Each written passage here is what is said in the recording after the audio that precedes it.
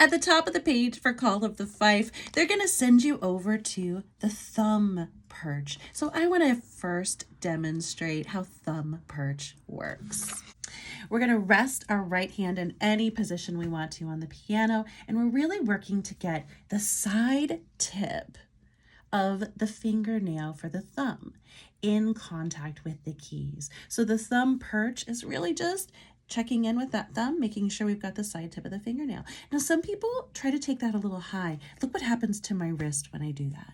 We want the wrist always to be in nice straight alignment, not lower, not higher, as our baseline position, as our starting position. So check in with your thumb perch. Make sure you've got a nice wrist orientation. Do the same thing with your left hand. Find that thumb, perch it on its side tip, and then check in. Everyone will have a really nice orientation and a nice level wrist once that thumb is in its right spot.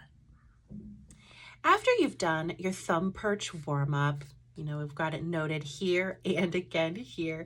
Take a moment to circle your dynamics for Call of the Fife. And I have a note up here that just like a teaching reminder, write in counts, count aloud. I think that's a really important thing to be doing at this stage. And you can see I've written in the beats for each note. 1, 1, 2, 1. Another thing I want to point out is this accent. We are hitting certain beats harder than others. That's going to provide some shape to our piece. So make sure to notice all your accents. Call of the Fife, here we go.